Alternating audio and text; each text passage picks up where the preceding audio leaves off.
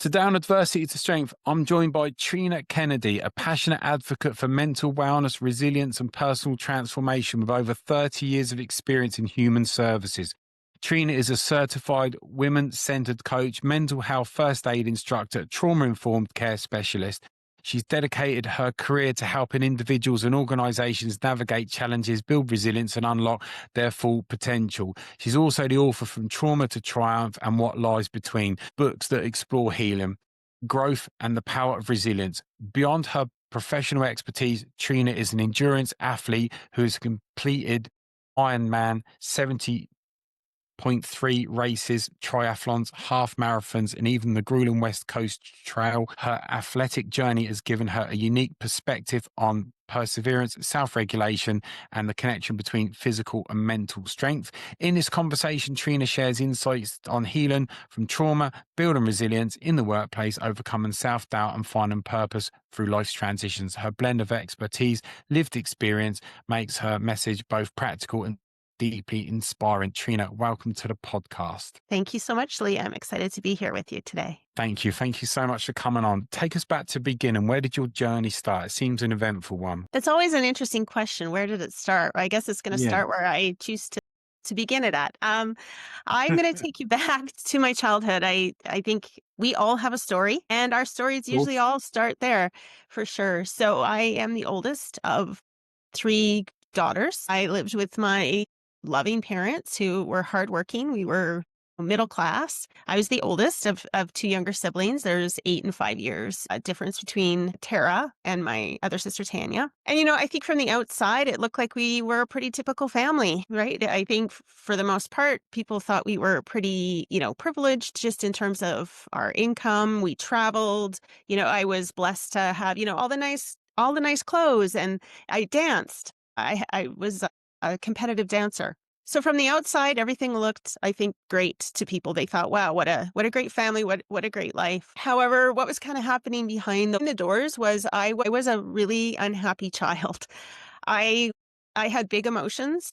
I was very sensitive. And some of the things that happened to me, just in terms of the way I was parented, had some really significant impact on me. And again, I want to preference that my parents loved me and they gave me everything they thought they wanted to and could, and that's Yeah. really important to understand. However, my dad parented from a way in a way that he was parented. I mean, you can't Yeah. give your children what you didn't receive yourself as a parent, and in a lot of ways I was very dismissed. My feelings were very invalidated and even criticized or judged for feeling certain things. And so the way I like to describe it is we all have emotions and we all experience emotions. That's part of being Yeah. human. But unfortunately, a lot of us grew up in childhoods or in situations where those feelings were invalidated. And so we learn really quickly that expressing certain emotions isn't safe. And Yeah. so I like to explain it like when we go through a situation that creates a big emotions, it's like we pick up this really big, heavy rock. In loving, safe relationships, we can explore those feelings. We can validate those feelings. We can kind of process why we feel what we feel and where we feel them. And then we're able to put that rock down and move on. However, when we aren't in safe relationships where we feel seen, heard, or understood, we're not able to put that rock down. And so that rock gets put in the peripheral, Yeah. in the backpack, in our backpack. And Yeah. that backpack gets carried around, and that rock, those rocks get carried around, and that backpack starts to get really heavy. And I was just a little girl. I didn't have a very big backpack to begin with, and so eventually, as I was experiencing these experiences through my childhood, like so many kids do, but not having the space to learn how to self-regulate, learn how to process, my backpack got full really quickly. And that full backpack turned into anxiety and depression. And then by the age of 16, there was no more room in my backpack. It was full. It was spilling over. And the only way I seen to end the pain of carrying that backpack was to end my life. And so I had a really serious suicide attempt at 16. And so that kind of rocked everybody's world, understandably. This was the early 80s. We know there's still a lot of shame and stigma around suicide, but particularly back then, there was certainly a lot more. And nobody really knew how to help me. I was ended up in the psychiatric ward for 2 weeks, which was even more traumatizing. Oh, yeah. And as we know in the mental health field, people who have had a suicide attempt are actually at greater risk after a suicide attempt. And people would say, well, how can you be at even more risk for suicide when you already attempted? And it's like, well, all those things I was dealing with, all that stuff in my backpack, Still there.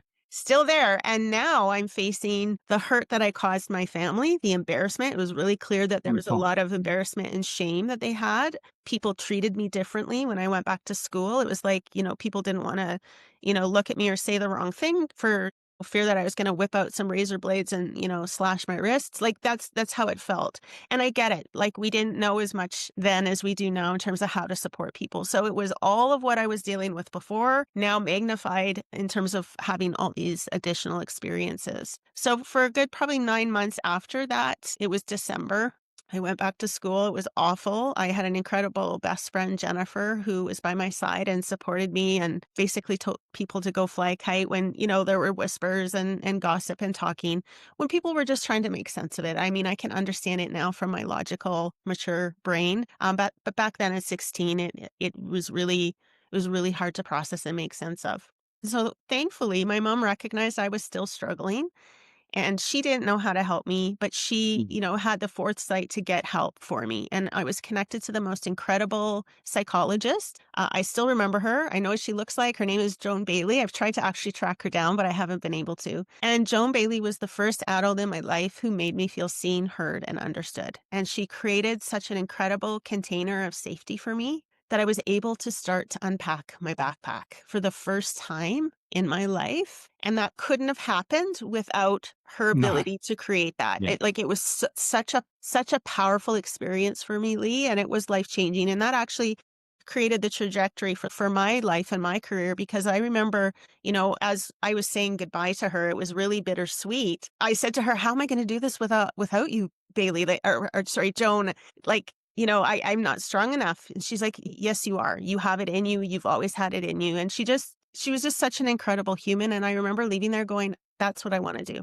That's what I want to do for the Yeah. rest of my life is I want to create that for other people. And so the trajectory of my life is, she helped me see that I had so much to live. She helped me process all those big emotions I wasn't able to before. She helped me, accept the things I didn't like and change the things that I was able to change that I didn't like. And just, I gained so much self-esteem and confidence from just that one relationship. So that was really a pivotal moment in my life in terms of starting me on my trajectory of healing.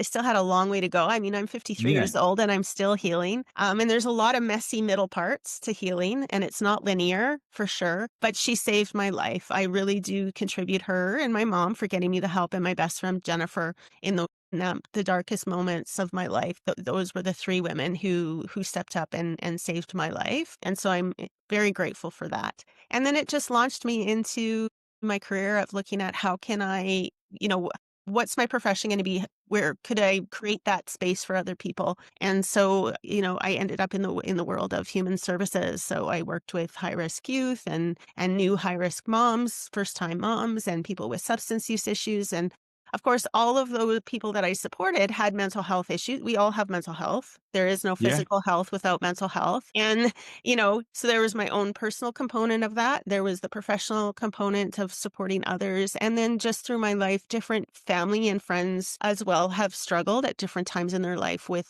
their mental wellness. So it just was such a part of everything I did. So it just became an area of passion for me to be a strong advocate for mental wellness. And 30 years later, it was time to write my book. I'd been wanting to write a book for decades, but that monster in my head, so that's what I call it in my book, the monster in our heads that comes often from our traumas, are those limiting beliefs that said, what do you have to write about? Who's going to read your book? Right? Like that voice. Yeah. I think, there's so much there. And first thing I'd say, you say who would read my book? We've always got that self doubt.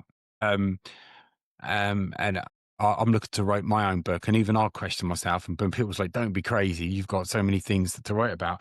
But your story is not uncommon. And when I was setting up the podcast, I would speak to my actual clients and say to them, like, I'm doing a mental health podcast. What would you listen to? Because a lot of mental health podcasts tend to be quite dull. And they all said the same. They wanted to listen to a story of like a guest where they've got a story they can relate to of their adversity and that they can feel inspired by when they go on to thrive in it. And I think somebody listening to your story will be able to relate to it. The feeling of overwhelmed, not knowing why, not knowing where it's come from. And even if it wasn't even deliberate there as well, like you got a parent that's got good intentions, but they, because of how they've been parented, they don't know any different. They do what they think is right, whatever. They got no idea that it's affecting them there as well. So for me to put that into words, a lot of people are going to relate to that and get so much from it without a doubt. Thank you, Lee. I appreciate that. And that's definitely one of the biggest feedbacks I've been getting from readers who've read my book was, wow, I related. And Yeah. I didn't realize till I read your story how impactful those very same experiences I had were on me. And so part of my book is also looking at how those experiences in my childhood created wounds. And when we have wounds, that we then create armor to protect us in those moments Yes. of survival. And that armor was really important to saving me as a child and adolescent. But what happens is when we don't do our healing, we carry that armor with us into all of our Yeah. relationships. And then that armor no longer serves us. And that armor's That's, heavy and clunky and yeah. awkward. And not only does it protect us from being hurt, so to speak, it also protects us from being fully seen. And we need Yes. to be able to lay that armor down to be in true, deep, authentic, vulnerable connection with other people. And so it was in my adulthood, it was when my kids left, when they launched. And I married my high school sweetheart. We're celebrating 30 years in June. But when they Congratulations. thank you. When they launched, I was left looking at the mirror going, "Who am I?" And I was, looking over at him going, Yeah. "Who are you and who are we?" And so it was 18 years of, distraction because we were busy, parenting our kids and being as present as we possibly could. But it was just a really difficult time, not only for me, but also in our relationship. And things kind of hit the fan. And you Mhm. don't realize, I didn't realize that, I was very passive aggressive. That was my coping strategy because, again, I learned that emotions weren't safe. It wasn't safe to talk about how you're feeling. Well, guess what? If you don't talk it out, you will act it out. And so that came through. And, instead of just saying, what happened really upset me, I would give him the silent treatment. I would be really sharp in my tone. I would be harsh. I was quite controlling. And all of those were manifestations of my unhealed trauma. And that wears away at a relationship, right? That it just about crumbled our relationship. So it was this really pivotal point when my kids launched where we're left looking at each other going, okay, right? We either decide, is this done? Or are we going to do some work and figure this out? And so I'm so grateful that I see that actually as an opportunity. It was an opportunity for us to do some of the work, to come back together and get connected in a way we were never connected before and heal in a way that we weren't able to before. And we have such an incredibly strong relationship now. But I talk about in my book how it was the things that happened to me as a child growing up that kept coming up in our marriage and our relationship. Always the way, always the way. For me, with my childhood there's things that still affect me now. The list goes on there, and you're in therapy, you're working on it, and it's bit by bit, step by step. With yourself and your husband, obviously you said you've been together 30 years. What did you do to fix it and put it right? Because it sounds like having the kids, you can kind of get away with it. You can get away with trauma. You could be super busy. And it's when you sit down and there's nothing to do, it catches up with you and it affects you. The excuse is gone now. So what did you guys do to fix it? Was it like couples counseling, or did you Yes, go back to therapy? that was part of it. We definitely went to couples counseling. I did some sessions on my own as well as he did. So we had to heal individually and we had to heal together as a couple. So it was about us both digging in and doing the work. We wouldn't have come out the other side in the way that we did if either of us wasn't willing to do our part. And part of that was being accountable for the hurts that we caused each other, right? And being responsible for that and not dwelling in that, but just going, look, how I behaved or why I did what I did impacted you and apologizing. I mean, apologizing with no changes in behavior is just manipulation. So it was the apology, but it was also, this is what I'm going to try to do differently. And we're not perfect. Our marriage is not perfect. but we now are able to have the conversations, Yeah. right? The armor's been laid down, and I can say, look, when you do that or when you said that, that deeply hurt me. And not to blame him for it, but just to say this is what happened. And we have Yeah. conversations and we work through it. And it's, we have such a beautiful connection. He's my best friend. He's the love of my life. And that pivotal I moment think so. actually brought us closer together. And so and I think that's part of having a growth mindset and post-trauma growth is seeing really difficult situations as opportunities to grow and expand. And I that's think part of you what my yeah. trauma gave me. Yeah, I think when you, especially when you've been through trauma and you don't know that it's still unresolved. Sometimes you don't, even if there's nagging arguments that go on too long or as an overreaction. Sometimes, even though it's obvious, you're not aware of it until you go to like couples counseling or you go back to your own therapy there as well. But I think when you got a strong relationship and you're like checking in with each other, that really helps there. And you overcome. You look at it as over, not like we're saving our relationship, but you've overcome an obstacle and it's almost not giving it a second chance, but it really gives you like a clean break because you've overcome the things that are in the way. And now you guys, well, you're supposed to be together. You got a great relationship and there's a lot less that's in between you now because it's been dealt with. Yep. That's why it becomes stronger, which is completely different to somebody whose relationship is just kind of drifting in a different direction and it's coming to Mhm. the end, it's going as far as it can go. So I can see why it's so strong there as well. And where it's not, I'm worried when somebody says we got the perfect marriage. As soon as somebody says to me, I'm like, no, you don't. So when you when you've got a relationship and you go, well, it's not perfect, you're thinking, well, that's healthy because it's not perfect, but yet you check in, you're working on it constantly, and you validate each other's feelings. And when you do all of that, God, I sound like a therapist. You kind of can't go wrong. That's right. And it's when we carry these wounds Yeah. into our relationships and we're not aware of them, just like you said, Lee, those triggers are huge. There was a point where I thought he was responsible for triggering me, but I now know my triggers are actually one of my biggest teachers because when I am emotionally triggered, that shows me that there's still a wound there that needs tending to. And that actually is my Yeah. full responsibility. That's not Stephen's responsibility to tiptoe around life and not trigger me. And that was what a lot of our initial marriage looked like.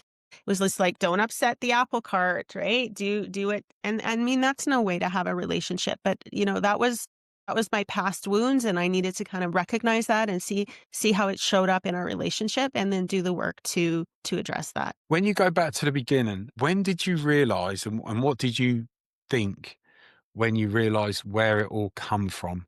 Where it, all your pain that you sound like your backpack is just like the weight of the world on your shoulders. You're unpacking it in therapy, and often it's step by step, but sometimes you get that epiphany moment of, oh, that's where it comes from. What was going through your mind when you realized the causes of that? Ooh, that's a really good question, Lee. I think on some level, intellectually, I always understood it came from my childhood, but I wasn't connecting intellectual with the emotional response of how it was emotionally showing up still. Yeah. I knew just through my schooling, right, that everything stems from family of origin because nobody comes from perfect families and Yeah. people are messy and complicated. So I mean, I understood that theoretically, but I wasn't really always making the full connection to how that was showing up in my life, particularly in my relationship with Stephen, even in my relationships with others, because part of my story was I'm not seen. And I write about that a lot in my book. That was the kind of the predominant theme in my life was I don't feel seen. Well, if I don't feel seen, and that's my limiting belief, how am I showing up in relationships? Well, I'm showing up in my marriage by not fully sharing my needs or my wants. I'm not showing up in my friendships even fully seen. Like I'm always the one who, I hold the space for my friends to talk and they talk probably 90% of the time. But part of that narrative from my limiting belief from my childhood is, well, how I feel and what I think really doesn't matter. They're more important. Uh, So when you start to make the connection and say, okay, oh my God, this is how it's showing up. yeah. It's so much more than just intellectually. I think so many know, oh yeah, this was my experience in childhood and it had an impact. But to really unpack it and really start to connect the dots and really ask yourself, how are those limiting beliefs? How does that show up in the patterns of my life? Yeah. Because 95% of our choices, behaviors, and actions are subconscious. 95%.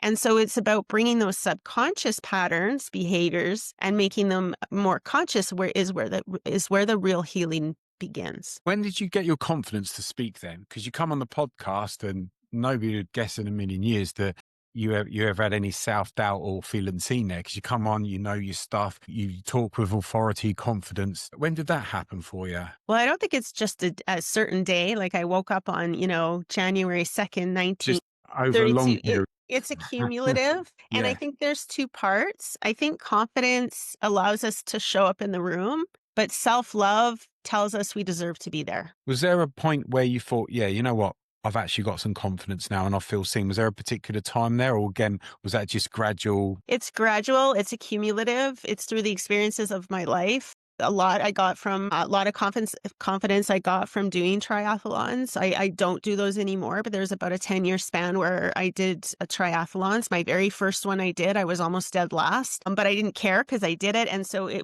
Yeah. just began to become accumulative, and I'm not gonna lie, like, I still have moments of imposter syndrome. I just, recently won a 2025 Woman of Inspiration award, and there's parts of me like, "Really? Me? Like, what? Why am I?" And so I have to again, that's how my monster still shows up, Yeah. and I have to go, "No, I've got a lot to offer. I've done a lot of incredible things. Like, I shouldn't feel uncomfortable celebrating that or being No. celebrated in that." The universe is constantly giving me new experiences, Lee, that challenge that confidence, right? Yeah. And so there's moments where I get in my head and think, "Why me?" But then I'm self-aware enough to notice when it's happening, and I have the tools now to switch it and connect to what I call my power center. So that's what I do a lot with in my women-centered coaching, is helping women identify those limiting beliefs, identify how that shows up in their life, rewrite a new story, and then step into their greatness and use tools to connect to our power center where our greatness, our brilliance, our creativity all lies. So it's all connected. How what tools do you use to overcome the imposter syndrome? Do you use, because one a lot of things that I do and I teach my clients is I get them to use logic to overcome it. You know, you got the catastrophizer and the imposter syndrome, and I'm like, well, use logic, use the evidence which proves that you are good enough, and so on. What strategies Beautiful. do you use? So what I do is I do a visualization when I'm coaching Right. women. So we visualize, and I get them to go to a place where they feel they're most powerful, where they feel they're most creative, where they feel they're brilliant. So visualize that, and I'll get them to identify it. Is it when you're parenting? Is it when you're hiking? Is it when you're creating beautiful works of art? Mm. And so as they talk about it, you feel them connected, and you feel their whole energy. They're like, oh, when I summited that mountain, I just felt unstoppable. I'm like, yeah, connect with that. And so I'm like, what does this feel like in your body? And they're like, I feel strong. I feel brave. I'm like, yeah, you're connected to your power center. And so it's first identifying where it is in their place in their life that they feel that. It's and then it's teaching them to recognize when they're disconnected, which is essentially dysregulation. They're dysregulated in their nervous system, and then notice it in their body, and then do those visualizations that get them reconnected to that power center. So meditation or mindfulness is a really powerful tool. Yeah, Yeah, as and it's a always. great self-regulating tool as well. And we can't be connected 100% of the time. I mean, I would No. love to, but that's impossible. So it's also explaining to women the biology and physiology of our bodies in terms of when we're dysregulated versus dysregulated, and just learning to recognize and then learning to reconnect. So there's lots of ways to do that for sure. I love that. That's something I will be using. Listening to that is without a doubt, because visualization I'm a big fan of, but I've never heard somebody say go to your strongest place Yeah, and then do the visualization, which sounds obvious.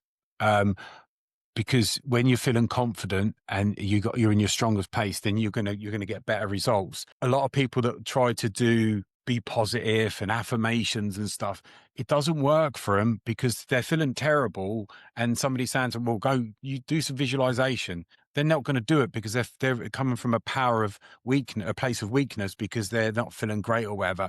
So to go and get them to do it from a place of strength, where do you feel you're strongest? Well, I feel here. I feel confident. Right yeah. now, do you visualize? I think that is brilliant. And then you see, like I see in my coaching sessions, when they're connected, you feel the energy. right? And I'll Yeah. comment, I'm like, "Look, I feel that. Like, you are so connected right now to your power center. Like, I just want you to I'm just amplifying that, and I want you to notice that." And then we'll talk about things because part of coaching is asking really deep, powerful questions. I'll see they're disconnected. I'm like, "Okay, whoa, can we just talk about what happened? You just shifted. You just disconnected to your power center. Talk to me about what happened, right? What was the Right. story you just told yourself? Okay, now let's get reconnected. Close your eyes, take a deep breath. You are on that summit. You just right? You just summited to the top of that mountain or whatever it is they've identified, right? Yeah. And I Yeah. get them reconnected again to their power center. Like it's so powerful. This is all developed by Dr. Claire Zammit. So this is her framework that I use as part of being a woman-centered coach. So it's so powerful when you get to sit along clients and see them transform into the incredible I, lives that they envision. I don't doubt it. It sounds you can feel it just listening to you. It feels so motivational, which obviously motivation is fleeting, but you can feel that people will build confidence from that.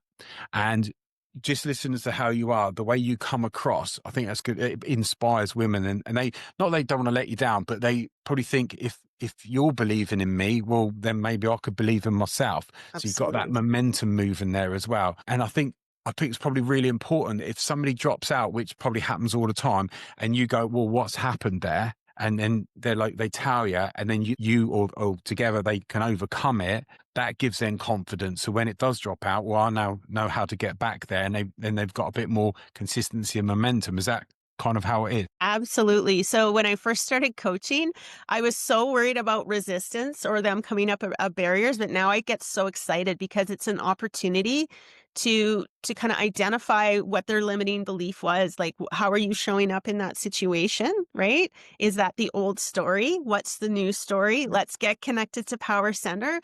And it's this beautiful process because, if you think about a butterfly transforming, right? You've Yeah, got the caterpillar, and that's the part of the life they've outgrown. They want something yeah, different. And then you've got the butterfly, kind of that end result of what they're aiming to be. Well, what happens is we have what I call the mushy middle.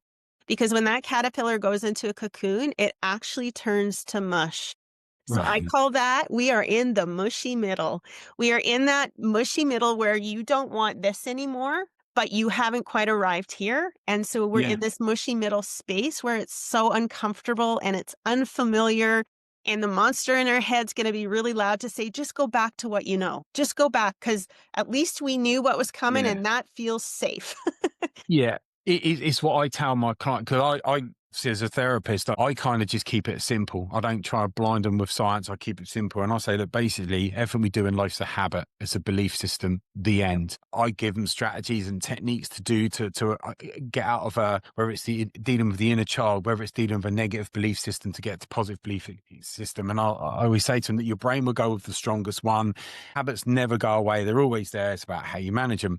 And they start doing the strategies, and then they come back to me and go, yeah, I forgot to do them, or I kind of like add some self doubt. But the ones that, and I explain why. I was like, your brain will drag you back to what it knows, even if it's not good for you.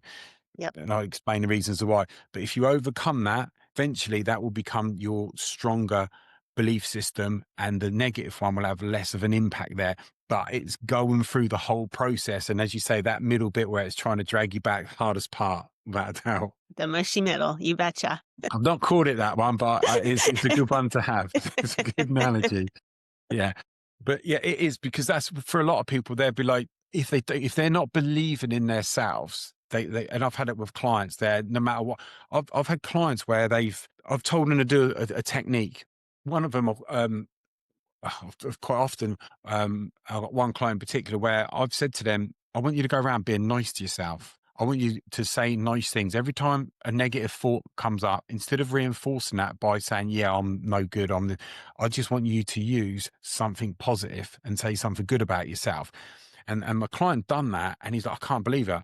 I've been doing that every single day. How do you feel? I feel so much better. So I explained that your brain will try and drag you back, but if you're consistent, keep on doing that, that will become you. But you've got to go through it, and you've got to stay. And consistency is the important key there as well. I'm guessing you say similar to yours, but also with the people that you've got there as well. I would imagine where you've given so much confidence, they've got that much more belief than what a lot of other people not doing your courses are. Yeah, I would think. well, it's interesting because typically this framework is for women who are moving into self-actualization, that by all means have everything but can't figure out why they're not happy or why they're feeling this pull to more. Yeah. But it's so fascinating to me that as I do this work as a coach, as women, we all have the same what Dr. Claire Zammit calls inner glass ceiling. So before I came into Dr. Claire's work, I understood that trauma was a big part, or childhood experiences was a big part of creating that glass ceiling. But she has added a whole new dimension to my understanding that, yes, it starts there, but it is living in our masculine patriarchal systems as women that actually reinforce those limiting beliefs. So, for example, right, we're socially conditioned that our role as women is to meet everybody else's needs. That's our job. That's your job. Your needs really Yeah. don't matter. And so that creates an additional level to that glass ceiling. So it really is about identifying and naming and seeing how it shows up. It's doing that deeper work before we move into how are you going to get to your vision? Because traditional coaching models were designed in the 60s by men for men. And we're obviously women aren't men. We have these Yeah. additional layers that we have to work through to truly move into transformational change. We all know intellectually what we need to do to get there, but why do we keep hitting so many barriers and blocks to get there? It's because we Yeah. haven't done that deeper inner work. And so it's an incredible framework, and I've seen such incredible change and breakthroughs in such a short amount of time. I mean, I had one woman I coached and she says, "I've been getting coached in therapy for 10 years and nobody has helped me name what you just named, me name." It was like this huge breakthrough. And I'm like, "Well, that's Dr. Claire's framework." So it's super exciting. Yeah, I can imagine. And how long have you been doing this I'm now? still working through my coaching certification. I'll be done in December. But Yeah. I started coaching in February of this year. Starting Feb. I can imagine you loved every second of it, especially when you're seeing the results and It's incredible. It's incredible because my mission is to help women step into their greatness, but I didn't know how I was going to do that. I just knew I wanted to do that.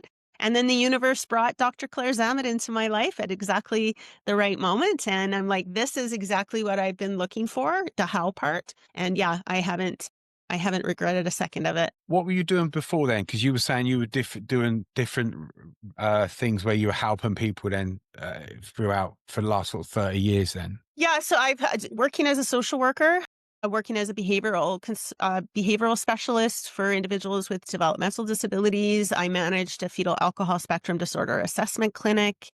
So I've done a lot of different things in the social work capacity, but I also have my own coaching and training company. So I was also doing training on the side, for example, mental health first aid, trauma informed care. I'm very passionate about group work. Eventually, I'm going to Yeah. move my coaching to group coaching sessions because I think there's so much more power in transformation within community, and we're missing community big time in this world right now. So yeah, I've done so many different things, but my focus is to now grow my coaching and training business and do that exclusively. Yeah, it sounds like you're just getting started with all of this. There's a lot there as well. And, with the book, I mean, what made you write the book? I mean, obviously you got a good story to tell, but what made you go, yeah, I'm going to write the book? You know what? It was I get my what I call downloads from the universe. I get my most creative and connected to, my higher power is when I'm hiking. And my husband and I are so fortunate because we're only a few hours away from the Rocky Mountains.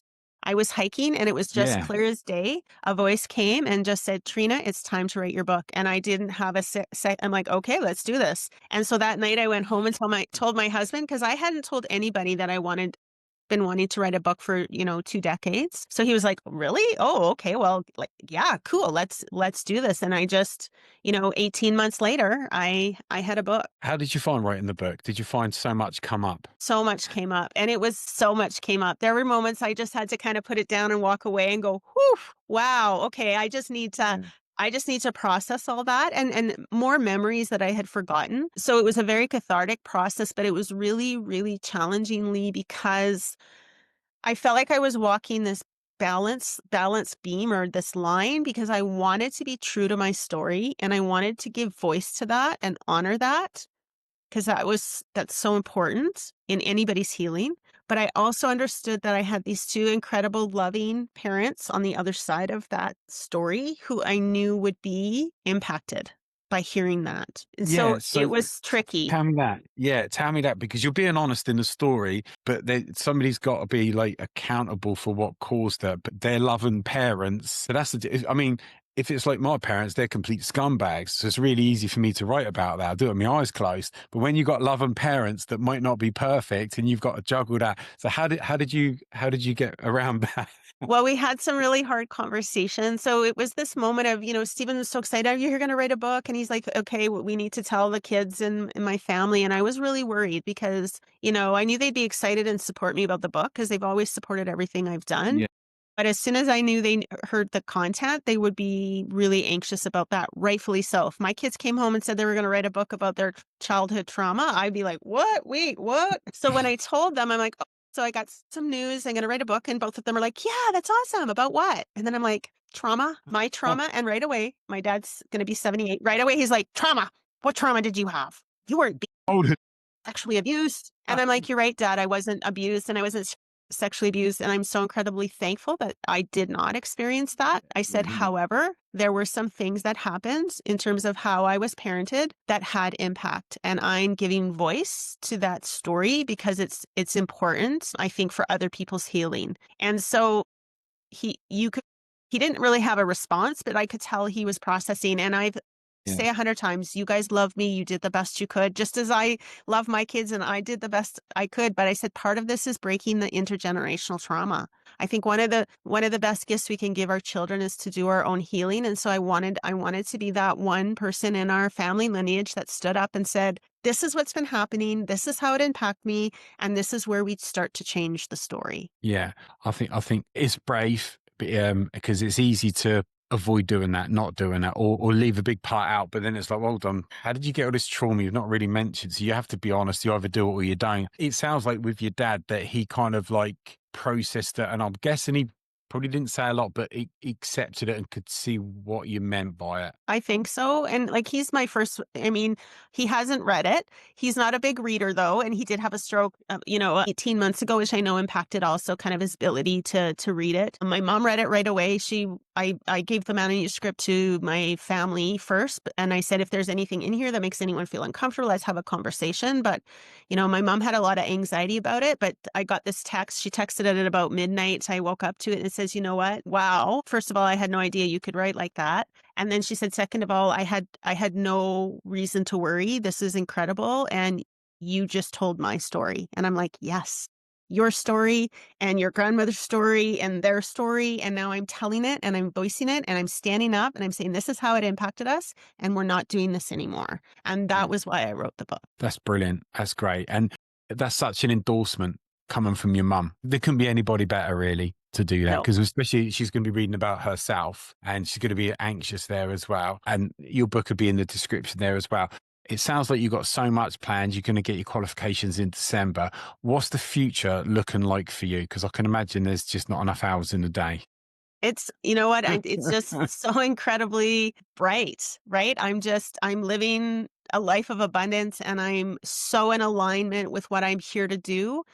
And to wake up and, be excited about what the day is going to bring. I just co-authored another book with 22 other incredible women called She Thrives, Navigating Health, Hormones, and Healing. So I wrote a chapter called She Rises, Healing in a World Not Built for Her. So it's this beautiful added layer of, yes, we have our glass ceiling and limiting beliefs as women because of trauma, but we also have it because of living in these masculine power systems that are built to keep women playing small. And we need to rise up and say no more, right? Show up in that room, be loud, be proud, speak your truth, live your truth. And it Yeah. really is about learning how to become the love of your own life. I can now say I am the love of my life. And to stand in that power is just so incredibly freeing. And I want to help be that catalyst for other women. I think it's great. And to be able to say that you love yourself in that positive way, I think it's great. It's with clients, I say to them, tell me what you like about yourself. Just what do you like? And you get clients, they're like, and I'm like, no, that's what you do. What do you like about yourself? And they're strong. I said, if I ask you what you don't like about yourself, you give me a long list. They always laugh and say, yeah, there as well. So I think if you've got women that can go, yeah, do you know, I actually feel good about myself, then you've done something And not very just like important. myself, but love myself, right? Yeah. That self-love, and it's understanding that that self-love includes all the brilliant and beautiful parts and all the messy parts, Yeah. right? Yeah. It's making space for all of that because that is Yes. all of what makes me All of who us. I Yeah. am, and it's so incredible to get to this place in my life. I wish it didn't take so long, but that's okay. Better arrive late than never. And then to be an incredible advocate and amplifier of other women to learn how to get to that place in their life is such an honor and a gift. And I'm just so excited. I have no idea what the universe has in store for me, but I know it's going to be incredible, brilliant things. I think so, without doubt. I've got no doubt. And you're really good at law of attraction there as well. So whatever you're sending out, you're going to get back there as well. So Trina, it's been brilliant having you on there. It's not just an interesting conversation, but it's one that's really inspiring, really motivational there as well. And there's so much to take from it. And anyone listening to it will really get so much from it. Thank you so much for coming on the podcast, Trina. Thank you so much for having me, Lee. This has been so amazing. So, just a shout out to all your listeners. And I'd love to Thank connect with you. anyone through my social media. I'm really good at if people reach out, I take the time to respond because that's important to me. Yeah, all of your social media and links to your book will be in the description there as well. And obviously be on all the platforms as well as on YouTube there as well. Trina, thank you so much. Thank you, Lee.